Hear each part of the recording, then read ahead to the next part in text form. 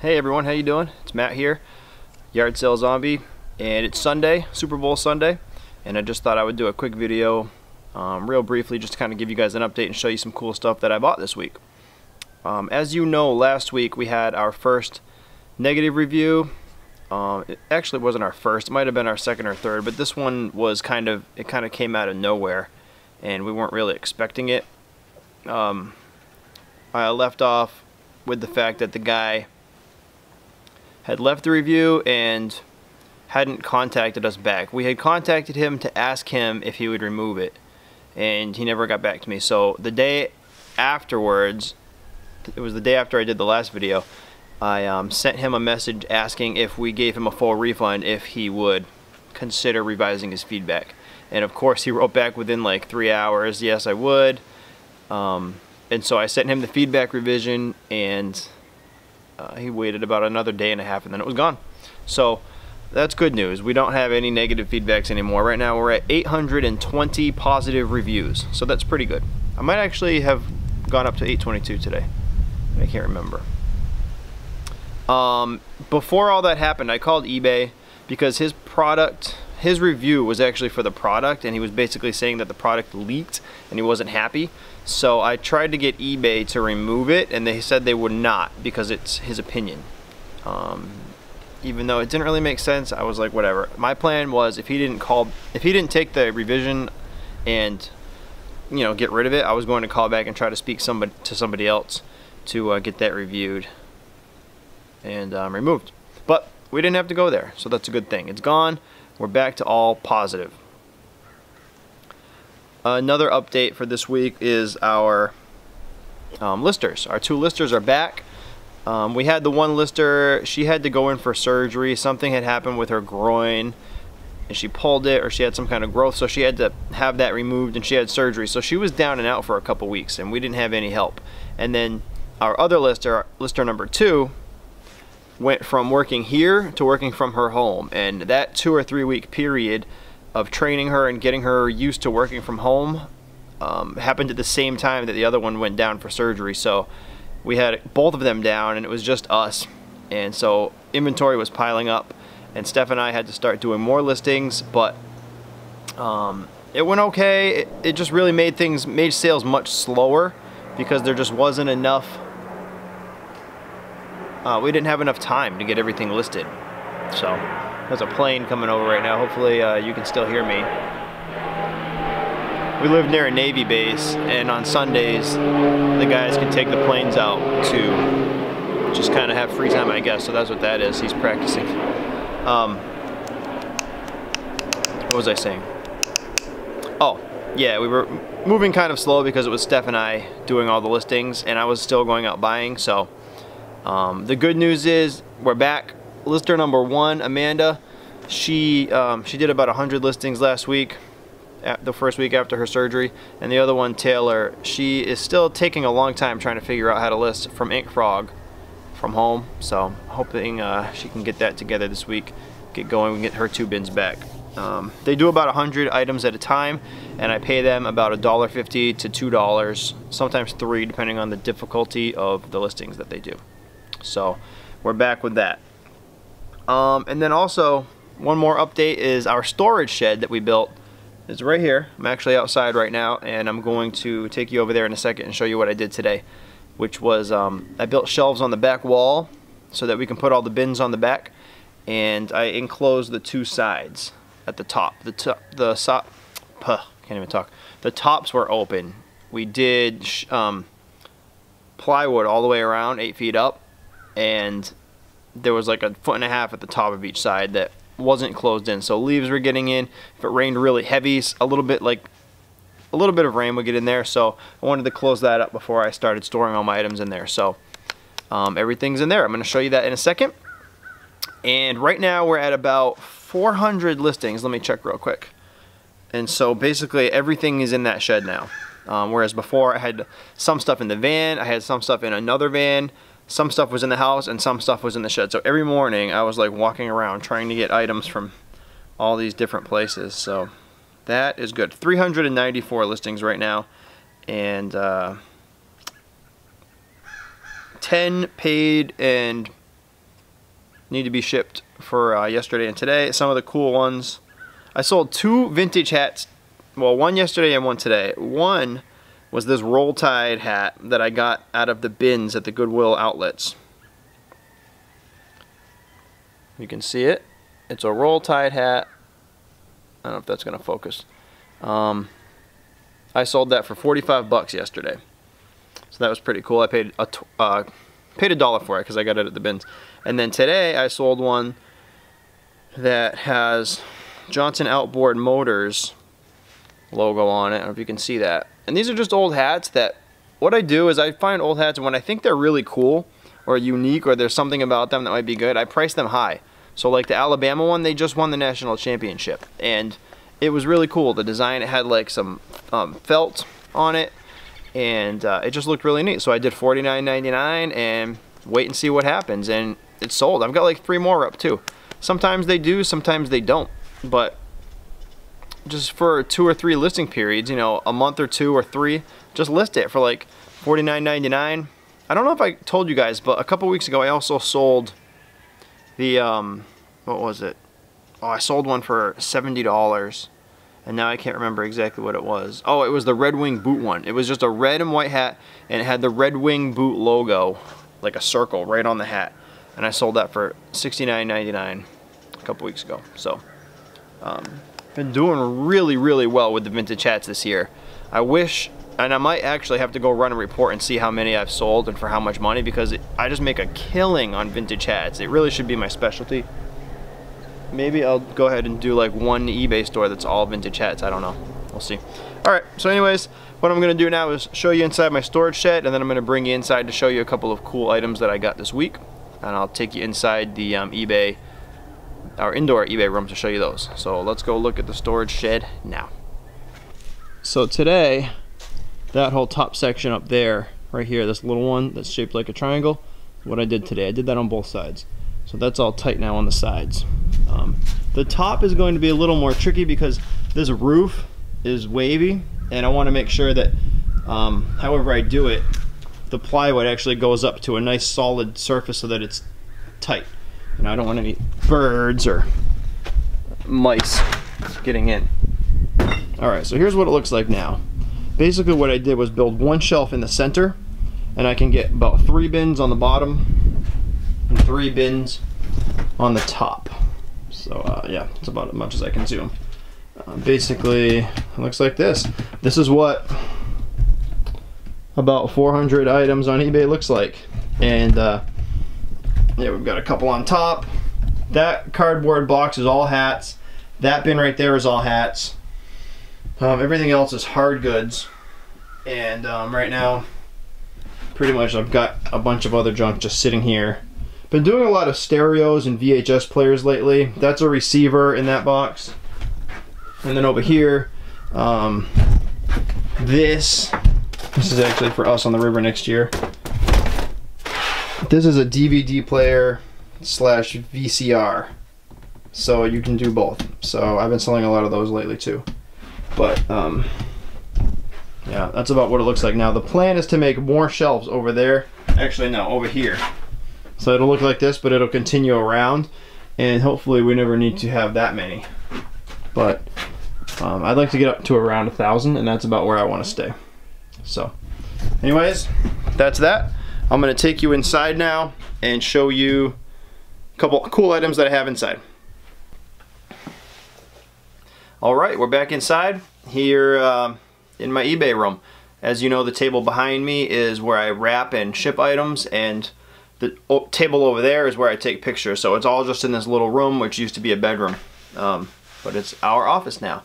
So usually the way we do it is when I come home with boxes of items, bring them in the house, we add them to our inventory list, and as soon as they go on the inventory list, they go in one of the bins for the girls, and then they just get stored to the side until we're ready to do an exchange with them. The girls get 2 bins at a time, and they'll text me to let me know that they're ready with their bins, that they're all set with the pictures and with putting the listings up, and then I'll just plan to swing by their house the next day usually and I'll just grab 2 more bins of stuff to be listed, swing by their house, do the switch. We talk for a few minutes, see if there's anything that we need to talk about, or if I have certain things that I want them to know for the items that they're going to be listing, or if they have any concerns. You know, it's a good back and forth there. I bring the items home, and then I will review the items, kind of look over all the listings, and get them posted up using InkFrog. And we found that to be the easiest way so far to do that. And so far it's been working great. So this weekend, I actually didn't go out Saturday because it was cold and rainy and there wasn't too much. So I caught up on things here. But Friday, I did go to an estate sale. And I'm going to go ahead and show you what I got there now. The estate sale had some pictures. And one of the things they had was a whole bunch of video game stuff. But because I got there a little bit later and I could tell that there were guys that were going to be going for the video games ahead of me in line, I decided to abandon that ship and just go for some other cool things that were there. And so this is my #1 thing that I went there for, other than the video games, was him. He was in a picture and he was on the upstairs. I could tell he was in a bedroom, so that was my goal when I got in the door, was to find the bedroom that he was in, because if you saw my other video, I sold one for, I think it was over $100. And this is a My Pet Monster from the 80s.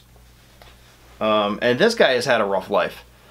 I only paid $3 for him, but he's in really rough shape. And the things you want to look for with these My Pet Monsters are, #1, the handcuffs, which he doesn't have. #2 is this, his hands here have like a sheen on them. There's some kind of vinyl on them that's like this gray color. And so a lot of times it wears off, like here, or even worse, look at this guy's feet. It's completely gone. It's really bad. It's been worn down. He's got marks all over his fangs where the paint has been chipped. He's got a hole in his head. He's got holes in his arms. He's worn down. Like, he got the crap kicked out of him. All kinds of holes on him. So here's one on his arm here. So I'm still gonna make money, but he's definitely not like the last one I had, which was almost mint. Still cool though. For $3, I would have done it again.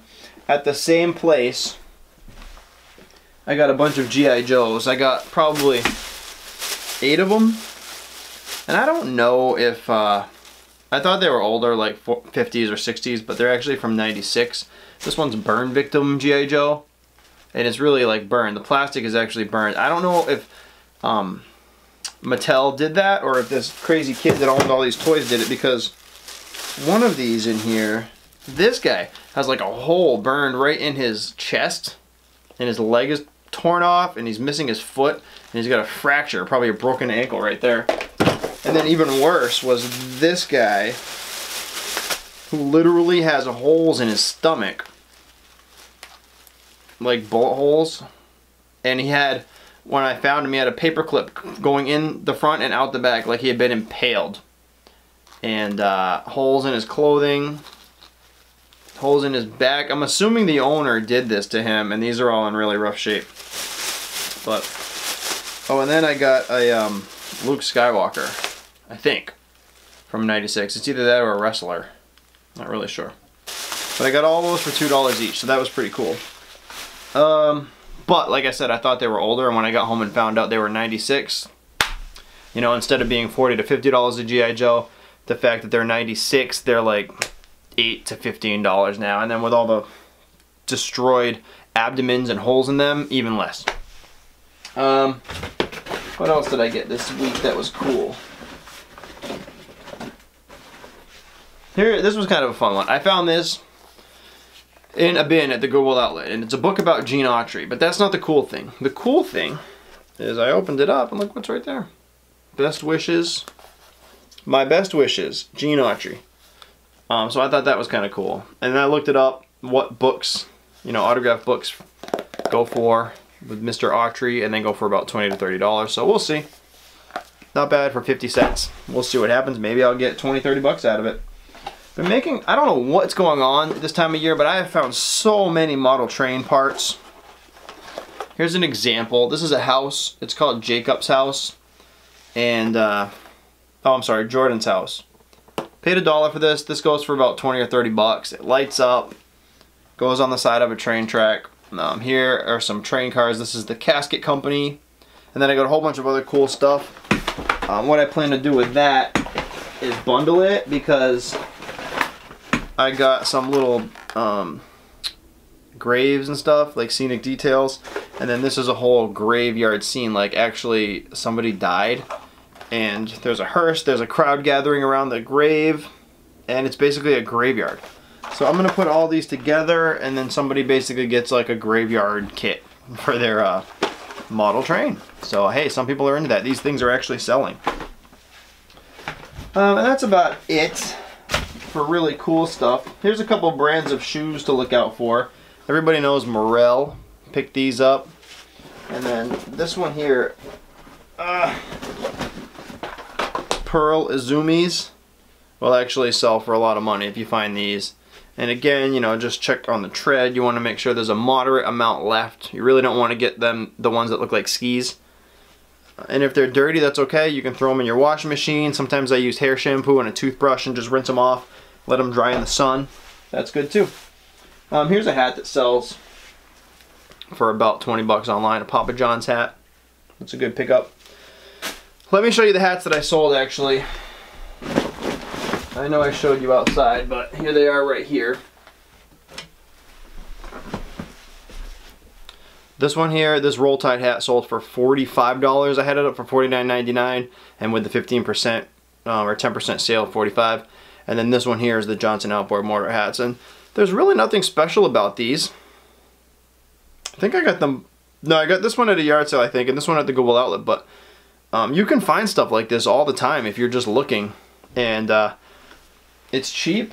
You make good money. I make great money. $30, $40, $50, $60, $70 for these things. Like, just start high and lower it down, and it's really, really good, easy money. So maybe I'll even do another video on what to look for when it comes to hats, because, you know, maybe I will try to start another eBay store this year as an experiment that's all hats, and just see what happens.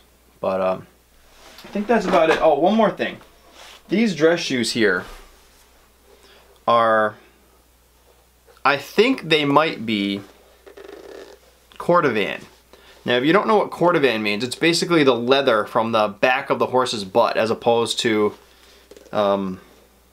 rawhide, or like cattle leather, basic leather. This leather is thick. I don't want to say thicker. The pores are closer together. It's smoother, and they say that it's like waterproof. Now, if you look, these are like, it's a different look than leather. And I wish I had a leather shoe that was the same color here, but I don't know how to say it. It's almost like glossy. And anyways, if you can find a cordovan shoe, C-O-R-D-O-V-A-N, this shoe that would normally be about $30 or $40 leather, if it's cordovan, is now $200 to $300 used, in good shape. So I'm really hoping that's what this is. I need to do some more research. I might be wrong, but I've got a good feeling about this. There are a few that sold just like it on eBay. Same brand, same signature. It is a Hanover LB Shepherd signature. And I have a good feeling that it might be cordovan, so I'm going to try to do a little more research into this, and I'll let you know how that goes. So I think that's about it. If anybody has any questions, please let me know. Any ideas for future videos, let me know. I do have some cool things coming up in store in the next probably month or two. Some announcements and some different projects that I'm going to be working on, so stay tuned for that. I know I'll definitely be talking to some people that are way better than I am. Some professionals that sell on eBay and make 6 figures or more. And so I'm trying to line that up, and as soon as that all works out, I'm going to let you guys know. You'll be first in line to hear that, hopefully. And I'm not sure if it's going to be on the same channel or what, but like I said, a lot of cool things coming up. So stay tuned, and let me know how things are going for you. I hope everybody has a great weekend. Go Patriots!